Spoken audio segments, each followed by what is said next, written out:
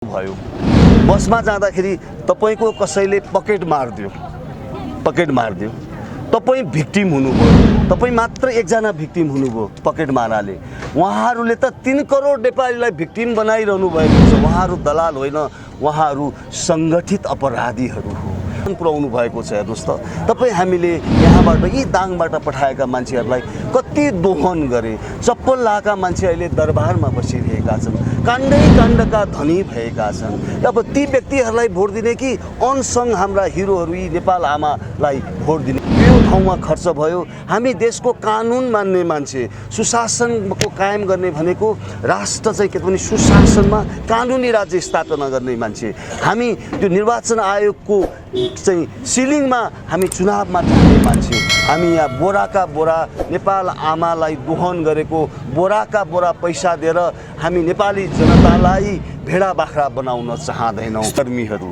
उहाँहरू राजनीतिमा लागेका व्यवसायीहरू उहाँहरूले केही समयको लागि तपाई हामीलाई बेकुफ बनाउन सक्नुहुन्छ कोही व्यक्तिलाई सधैँको लागि बेकुफ बनाउन सक्नुहुन्छ तर तपाई देवकोटा सर जस्तो एउटा चाहिँ विवेकी मान्छेलाई सधैँको लागि बेकुफ बनाउन सक्नु हुँदैन चेन्जेस अब देखिन्छ।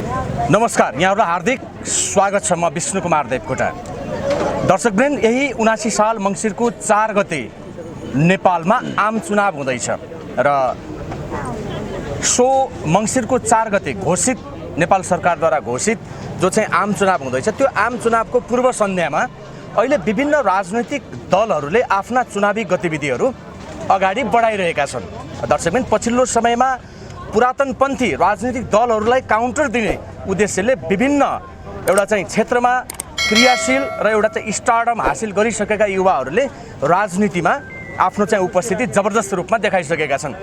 दर्शकवृन्द भर्खरै सम्पन्न स्थानीय तहको चुनावमा देशका विभिन्न चर्चित स्थानहरूमा स्वतन्त्र उम्मेदवारहरूले बाजी मारे भने परम्परागत रूपमा चाहिँ एउटा आफ्नो वर्चस्व कायम गरिरहेका राजनीतिक दलहरूले यसपटक हार बेहोर्नु पर्यो। यसै सन्दर्भमा स्वतन्त्र राजनैतिक शक्ति नेपालको नामबाट नेपाल प्रहरीमा एउटा चाहिँ आफ्नो अनुभव देखाइसक्नुभएका पूर्व एआइजिपी रमेश खरेल जुन एउटा अहिले चाहिँ यो एउटा शक्तिको संयोजकको रूपमा चाहिँ देश दौडामा आउनु भएको छ उहाँसँग हामी छोटो राजनैतिक बहस गर्न चाहन्छौँ।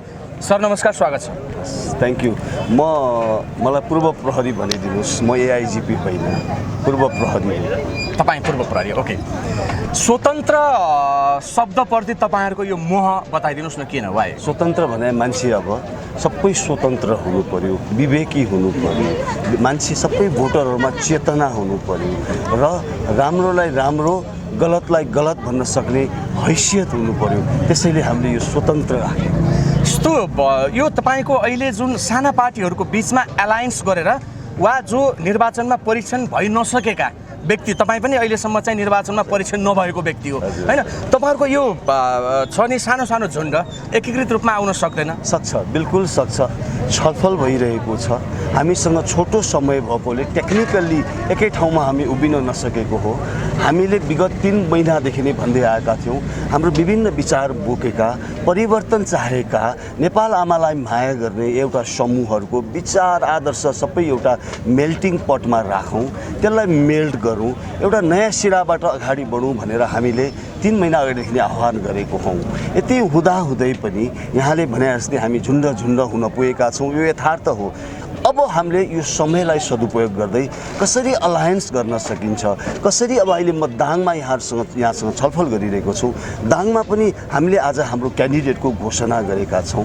यो ठाउँमा हामीले घोषणा गरेको ठाउँमा अरू समूहहरूले स्वतन्त्र समूहहरूले अथवा हिजोदेखि नै नेपाल आमालाई सोचिरहेका ती व्यक्तिहरू बाहेक देशलाई चेन्ज चाहने मान्छे एक ठाउँमा उभियौँ यसमा हामीलाई सहयोग गर्नुहोस् तपाईँ उठेको ठाउँमा हामी तपाईँलाई सहयोग गर्छौँ यसरी पनि सहकार्य गर्नु। यस्तो रमेश सर तपाईँ पनि कुनै एउटा फिल्डको चाहिँ भनौँ न पूर्व प्रहरीकै नाताले चाहिँ त्यो सेक्टरबाट चाहिँ तपाईँ स्टारडम हासिल गरिसकेको व्यक्ति हो तर तपाईँको यो शक्ति जो चाहिँ राजनीतिक दलको कन्सेप्टमा अगाडि बढाएको छ अरू व्यक्तिहरूलाई त म देख्दिनँ त 77वटै जिल्लामा तपाईँहरूको चाहिँ क्यान्डिडेसी हुने हो कि हुने होइन हैन अथवा तपाईँले सिङ्गल जित्दैमा फरक पर्ला र केही हेर्नुहोस् धेरै कस्तो हुन्छ भने सबै 77 जिल्लामा यदि हामीले राम्रो मान्छे पाएनौँ भने 165 स्थानमा राम्रो मान्छे पाएनौँ भने हामी उठाउँदैनौँ।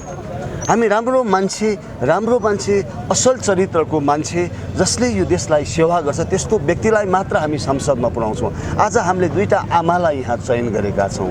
यी आमाहरू यसो हेर्दाखेरि लो प्रोफाइलका देखिन्छन्, उहाँहरू अनसङ हिरोहरू हो। उहाँले आफ्नो क्षेत्रमा कति योगदान पुर्याउनु भएको छ हेर्नुहोस् त। तपाईँ हामीले यहाँबाट यी दाङबाट पठाएका मान्छेहरूलाई कति दोहन गरे, चप्पल लाएका मान्छे अहिले दरबारमा बसिरहेका छन्, काण्डका धनी भएका छन्। अब ती व्यक्तिहरूलाई भोट दिने कि अनसङ हाम्रा हिरोहरू यी नेपाल आमालाई भोट दिने? अब यो जिम्मेवारी भनेपछि जनतामा परिवर्तनको अनुभूतिको जो कुरा छ त्यसलाई तपाईँहरूले क्यास गर्न खोज्नु भएको होइन। उहाँहरूले राम्रो होस् यो देश भन्न चाहनु भएको छ, परिवर्तन चाहनु भएको छ, यो देश समृद्ध होस् उहाँहरूले चाहनु भएको छ। हामी के चाहन्छौँ भन्दाखेरि मैले अघि भनेको पनि थिएँ, यदि तपाईँलाई म काठमाडौँ क्षेत्र नम्बरबाट 1 उठ्दैछु, यदि मभन्दा राम्रो क्यान्डिडेट कोही छ, कसले राष्ट्रियता जोगाउन सक्छ, सुशासन कायम गर्न सक्छ भने त्यसलाई भोट दिनुहोस्। म आफै क्यान्डिडेट भन्दैछु। जनतालाई प्रश्न बताइदिनुहोस् न, किनभने तपाईँको पार्टीको शासकीय स्वरूप के हुने, तपाईँलाई किन विश्वास गर्ने? हेर्नुहोस् हामी के चाहन्छौँ, जनताले जस्तो जनजीविकाको प्रश्न तपाईँले गरिराख्नु भएको छ, त्यो बाहेक भोलि बिहान चाहिँ इन्टरनेसनल पावर ब्यालेन्सको कुरा पनि हुन्छ। देशलाई यो शासकीय स्वरूप जस्तो तपाईँहरू चाहिँ सङ्घीयतालाई अवलम्बन गर्ने कि नगर्ने होइन, अब धर्मनिरपेक्षताको कुरा छ, यो विषयमा तपाईँहरूको स्पष्ट अडान धारणा के छ? स्पष्ट के छ भन्दाखेरि हामी प्रो नेपाली हौँ, हामी प्रो इन्डियन पनि हुन चाहँदैनौँ, प्रो अमेरिकन पनि हुन चाहँदैनौँ, प्रो चाइना पनि हुन चाहँदैनौँ, प्रो युरोपियन युनियन पनि हुन चाहँदैनौँ, प्रो युके पनि हुन चाहँदैनौँ। हामी प्रो नेपाली हुन चाहन्छौँ, नेपाली भरै हामी बाँच्न चाहन्छौँ। शासकीय स्वरूपमा यहाँले भन्नुभयो यो देशले यो प्रदेश थेग्न सक्दैन, चाहिँदैन प्रदेश।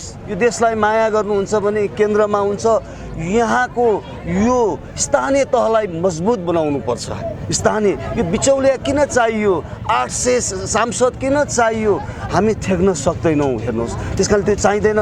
हामी केन्द्र, त्यसपछि बलियो, केन्द्रभन्दा पनि बलियो स्थानीय तह बलियो होस् भन्ने हामी चाहन्छौँ। तपाईँहरूको स्पष्ट यो स्पष्ट छ। इन्टरनेसनल फरेन पोलिसीकोमा चाहिँ पञ्चशीलको सिद्धान्तलाई अहिलेसम्म नेपालले एडप्ट गरिरहेछ, यसैलाई निरन्तरता दिनुहुन्छ तपाईँ सत्तामा पुग्नुभयो भने? अफकोर्स यही हो। हामी मैले भने नि हामी प्रो नेपाली हुन चाहन्छौँ। पञ्चशीलको आधारमा हाम्रो असंलग्नता परराष्ट्र नीति हामी त्यसरी अगाडि बढाउन चाहन्छौँ। यहाँ देख्नु भएन छिनछिनमा लम्पसारवादहरूले एकैछिना प्रो इन्डियन हुन्छन्, एकैछिना प्रो चाइनिज हुन्छन्। अब त विश्वले पनि हामीले 33 वर्ष चुनेर गएका मान्छेलाई पत्ताउन छाडिसके। कस्तो मान्छे एकैछिना प्रो चाइनिज, एकैछिना प्रो इन्डियन, किन प्रो नेपाली हुन नसक्ने? हामी प्रो नेपाली भएर हामी सबैसँग असाध्यै राम्रो सम्बन्ध राख्न चाहन्छौँ। यस्तो संयोजकज्यू, अब पछिल्लो समयमा चाहिँ इलेक्सन अत्यन्तै खर्चिलो भड्किलो भइराखेको तपाईँ हामीले सुनिराखेका छौँ। कति पैसा तपाईँले कहाँबाट, तपाईँको फन्डिङ के हो? यो यत्रो जलसा लगाइरहनु भएको छ, 77 जिल्लामा तपाईँहरू पुग्ने हो होइन, सो फन्डिङ के हो, स्रोत के? हाम्रो फन्डिङ तपाईँ हो।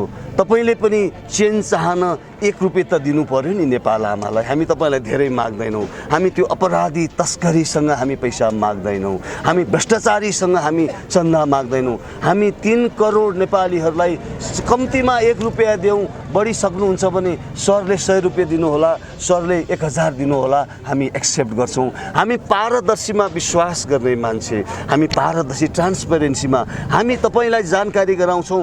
हामीसँग यति क्राउड फन्डिङ भयो, यो ठाउँमा खर्च भयो। हामी देशको कानुन मान्ने मान्छे, सुशासनको कायम गर्ने भनेको राष्ट्र चाहिँ के भने सुशासनमा कानुनी राज्य स्थापना गर्ने मान्छे।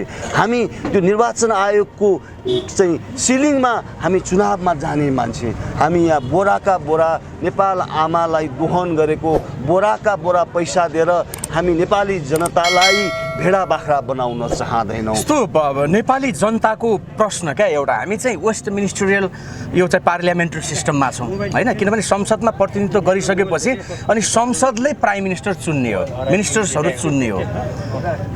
अब तपाईँहरूको मुभमेन्ट हेर्दाखेरि केही व्यक्तिहरू चाहिँ पार्लियामेन्टमा पुग्न सक्ने सम्भावना स्पष्ट रूपमा देखिएको छ, त्यो स्थानीय तहको चुनावले पनि देखाइसक्यो। सत्तामा पुग्ने हो नि त, हैन तपाईले इम्प्लिमेन्ट गर्न चाहेको पोलिसी त तपाई प्राइम मिनिस्टर भयो भने बल्ल नै लागू गर्न सक्ने हो, नत्र त्यत्रो व्यक्तिहरूको बीचमा तपाईको आवाज घुम्न सक्छ। सम्भावना छ तपाई पीएम नेक्स्ट पीएम हो नेपालको। होइन, म त्यो केही पनि भन्दिनँ। आम दाजुभाइले पत्ताउनु भयो भने त्यसैले हामीले आम दाजुभाइलाई विवेकी बन्नुहोस् भनेका छौँ। जुन अहिले भ्रष्टाचारको अखडामा बसेका चाहिँ सिंहदरबारमा बसेका मान्छेलाई विस्थापित गरौँ। अब विस्थापित गर्नुपर्छ। विस्थापित गर्न सकेनौँ भने यो देशको सङ्कट, यो देश रहिरहँदैन। हामी नेपाली भएर बाँच्न पाउँदैनौँ। हामी त नेपाली भएर सदाको लागि लाखौँ वर्ष बाँच्न चाहन्छौँ। उहाँहरूलाई हामीले भोट दियौँ भने हाम्रो नेपाली भएर बाँच्ने अवस्था छैन। सम्भव छ एकजना मान्छेले चेन्ज गर्न सक्छ। एकजना निष्ठावान मान्छेले देख्नु भएन, एकजना चाहिँ डक्टर केसी, एकजना उहाँ कुर्लिँदाखेरि के हुन्छ? अपराधिक मेन्टालिटीका मान्छे, भ्रष्टाचारी मान्छे थुरथुर हुन्छ। अपराध गर्ने मान्छेलाई सधैँ डर हुन्छ, त्रास हुन्छ। निष्ठावान मान्छेलाई नेपाली पोलिटिक्समा तपाईहरूको कन्ट्रिब्युसन के त? जस्तो कि तपाईँकै पूर्ववक्ता साथीहरूले चाहिँ सहकर्मी साथीहरूले अघि होइन जस्तो एमाले, काङ्ग्रेस, माओवादी लगायत अन्य पुरातनवादी दलहरूलाई चाहिँ दलका मान्छेहरूलाई अब दलाल इत्यादि त्यो मिठो शब्द प्रयोग गर्नुभयो होइन?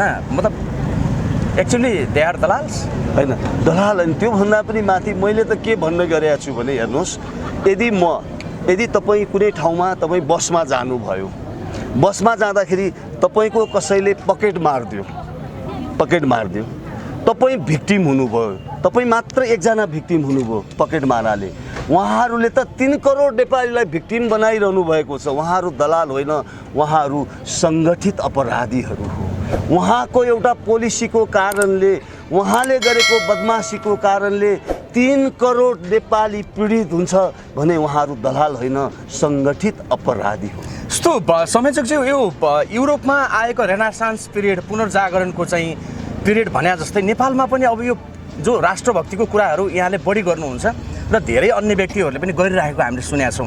मतलब अब यो राष्ट्र पुनर्निर्माणको बेला हो, मतलब पोलिटिकल मुभमेन्ट चाहिँ अब सकिएको अवस्था हो र अब चाहिँ होइन, किनभने यहाँले अघि वैदेशिक ऋणको कुरा गर्नुभयो होइन? करिब 50,000को होइन एमाउन्टमा चाहिँ प्रत्येक नेपालीको चाहिँ शिरमा त्यो बसेको छ, ऋणको थाप्लो बोक्न परेको छ भन्नुभयो। त्यसले गर्दा यो पुनर्जागरणको अभियान तपाईँबाटै लिड गर्न चाहनुहुन्छ भन्ने हो लाग्छ यहाँलाई? म यहाँबाट देवकोटाजी तपाईँबाट लिड होस् भन्ने चाहन्छु।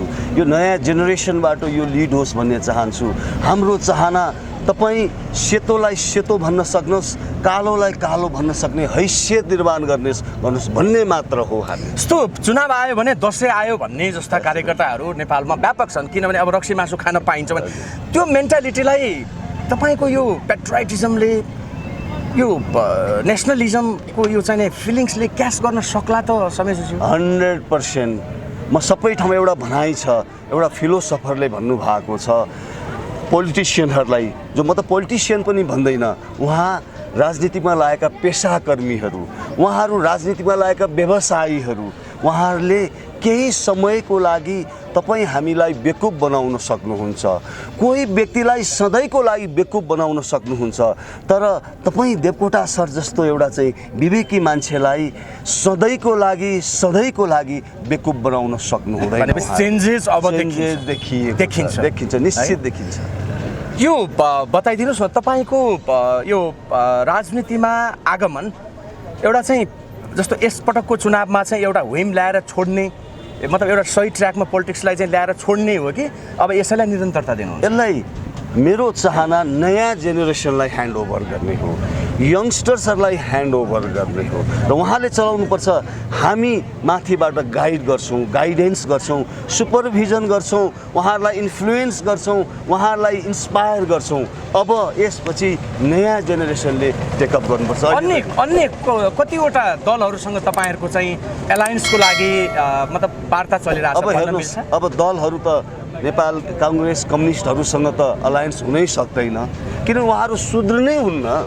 33 वर्ष भइसक्यो, सुध्रिने लक्षण नै छैन उहाँहरू त यतिको एडिक्टेड हुनुहुन्छ। त्यस कारणले अरू मान्छे साँच्चै देखिन्छ नि, मान्छेको बडी ल्याङ्ग्वेजबाट देखिन्छ, उसले गरेको कन्ट्रिब्युसनबाट देखिन्छ, उसको चाहिँ ब्याकग्राउन्डबाट, हिस्ट्री सिटबाट थाहा हुन्छ यो मान्छे कतिको इमान्दारी छु भनेर कर्लेर म यहाँ घोक्रो सुकाएर म इमान्दार हुन सक्दैन।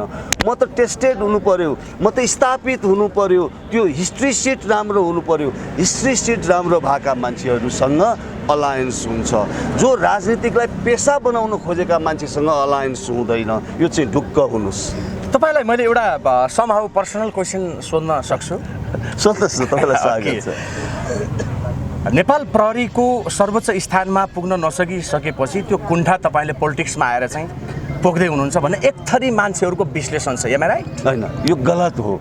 म त्यो लेभलमा म डिजर्भिङ थिएँ, भएन। किन भएन? कुशासनले भएन।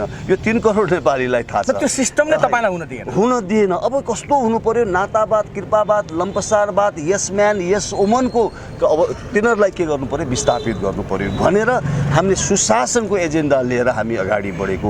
पारदर्शिता हुनु पर्यो, यो ठाउँमा के हुनु, पार्टिसिपेसन हुनु पर्यो, यो ठाउँमा अकाउन्टेबिलिटी हुनु पर्यो, यो ठाउँमा कानुनी राज्य हुनु पर्यो, दण्डहीनताको अन्त्य हुनु पर्यो भनेर हामी आएको। म यहाँलाई जनताले यो अकाउन्टेबिलिटीको कुराहरू चाहिँ गर्नुभयो नि, सुशासन, म एउटा ट्रान्सपेरेन्सीको कुराहरू हैन, मतलब क्याम्पेन चलाउँ।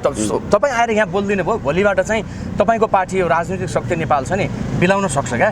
त्यसले गर्दाखेरि त्यस्तो प्रशिक्षण प्रतिष्ठानहरूको होइन गठनदेखि लिएर चाहिँ यसलाई अलिकति ग्रासरुट लेभलसम्म, जस्तो अहिले डिस्ट्रिक्ट लेभलकै तपाईँहरूको चाहिँ कमिटी छ छैन आई डोन्ट नो होइन। अब पालिका स्तरीय हुनु पर्यो, वडा स्तरीय हुनु पर्यो, यो छ नि त। त्यो जरोसम्म चाहिँ पुग्न नसकेको कारण चाहिँ के हो? एकदम यस्तो छ, हामी क्याडर बेस पोलिटिक्स गर्दैनौँ, हामी मास बेस पोलिटिक्स गर्न चाहन्छौँ। यहाँ त के भयो, काङ्ग्रेसले मेरो 11 लाख छ भनेको छ, अर्कोले 10 लाख खानु छ, के छ उनलाई पालिरहेको छ, झोले बनाइरहेको छ। हामी त्यस्तो चाहँदैनौँ। हामी मास बेस पोलिटिक्स गर्न चाहन्छौँ। हामी पोलिसी ल्याउँछौँ, सुशासनको एजेन्डा लिएर अगाडि बढ्छौँ, नेपालवादको एजेन्डा लिएर बन्छौँ र त्यो एजेन्डाको फलोवर गर्ने त्यो एउटा वातावरण बनाउँछौँ। यस्तो देशैभरि यसरी क्याम्पेन गरेर तपाईहरुले समानुपातिक तर्फको मत चाहिँ क्यास गर्ने रणनीति पनि होइन। हामी समानुपातिक भन्दा हामी हाम्रो प्रत्यक्ष भोटको हामी विश्वास गर्छौँ। समानुपातिक पनि हो, अफकोर्स समानुपातिक भएपछि तपाईँहरूलाई म एउटा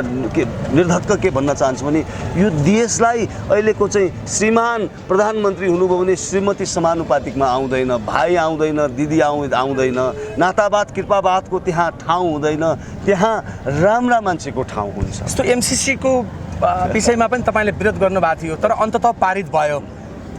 खुसी हुनुहुन्छ? कसरी खुसी? 3 करोड नेपाली खुसी छैनन्, म कसरी खुसी हुने?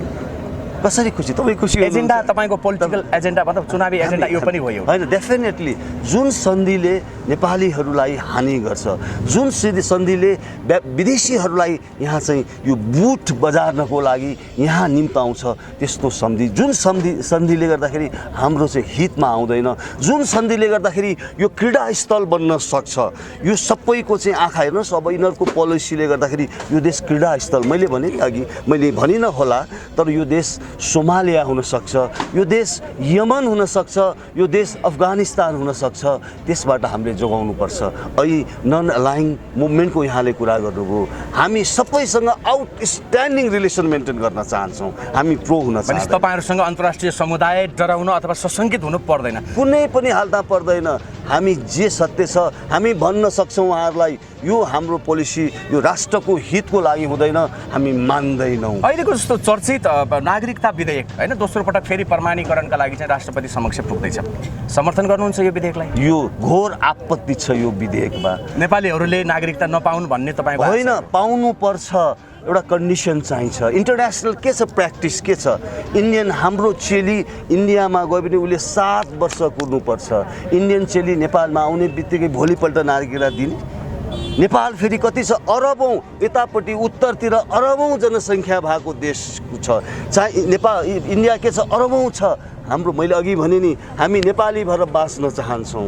यो नेपाल फिजी भएको हामीले हेर्न चाहँदैनौँ, यो नेपाल सिक्किमीकरण भएको हामी चाहँदैनौँ, यो नेपाल लाखौँ वर्षसम्म यो नेपाल भएकै हामी हेर्न। तपाईँहरूको पार्टीको बेसिक प्रिन्सिपल आइडियोलोजी भनौँ न, राइटिस्ट हो वा लेफ्टिस्ट? हामी नेपालवादमा विश्वास गर्छौँ। तर आइडियोलोजी त आइडियोलोजी हेर्नुहोस् आइडियोलोजी त मैले देखिहाल्नु कम्युनिस्ट हो कि अथवा चाहिँ दुईटैको राम्रा चिजहरूलाई के त भने फ्युजन गरेर यो बेस्ट यो दाङमा कुन चाहिँ पोलिसी गर्दाखेरि यो दाङ समृद्ध हुन सक्छ, यो दाङमा सुशासन कायम गर्न सक्छ, यहाँका दाजुभाइ दिदीबहिनीको जीवन स्तर बढ्न सक्छ, हामी त्यसलाई के गर्छौँ फ्युजन गराएर अगाडि बढ्छौँ। र यति भन्दै मैले यहाँलाई घोषणापत्र बनाइसक्नु भएको छ अथवा okay it's my last question, विधान बनाउनु भएको छ पार्टीको सबै तयार भइसकेको छ। हामी एकताल जब घोषणा हुन्छौँ हामी सबै ठाउँमा हाम्रो घोषणाहरू हामी घोषणापत्रहरू बढ्छौँ। तर हाम्रो घोषणा मेनिफेस्टो के हुन्छ भन्दाखेरि हामी 3 करोड दाजुभाइ दिदीबहिनीलाई अनुरोध गर्न चाहन्छौँ, हिजोको 5 वर्षको चुनावमा काङ्ग्रेसको घोषणापत्र हेर्नुहोस्, एमालेको घोषणापत्र हेर्नुहोस्, कम्युनिस्टको हेर्नुहोस्, राप्रपाको हेर्नुहोस्, त्यो एक केलाउनुहोस् उहाँहरूको घोषणापत्र, उहाँहरूले जुन बोल्नु भएको छ त्यो पुरा गर्नु भएको छ कि छैन त्यतिबाट मूल्याङ्कन गर्नुहोस्। भोट दिने नदिने त्यति हेरेर गर्नुहोस्। हामी यस्तो घोषणापत्र तयार गर्दैछौँ, हामीलाई नेपाल आमालाई भोट दिनुहोस्, तपाईँहरूलाई धोका दिँदैनौँ, गद्दारी गर्दैनौँ, गर्न सक्ने काम गर्छौँ, गर्न सकेनौँ भने यही स्टेजमा आएर भन्ने छौँ आदरणीय दाजुभाइ दिदीबहिनीहरूलाई हामीलाई क्षमा दिनुहोस्, यसबाट गर्न सकेनौँ भनेर माफ पनि माग्नेछौँ। लास्ट क्वेसन, यो एक चीन नीतिलाई समर्थन गर्छ तपाईँको पार्टीले? अफकोर्स कसैलाई इन्टरफेयर गर्न पाइँदैन। हामीले जुन बोलेका छौँ वान चाइना वान पोलिसीको न्युजमा हामी समर्थन छौँ। समय दिनुभयो, धन्यवाद। धन्यवाद। Thank you Devda sir, thank you.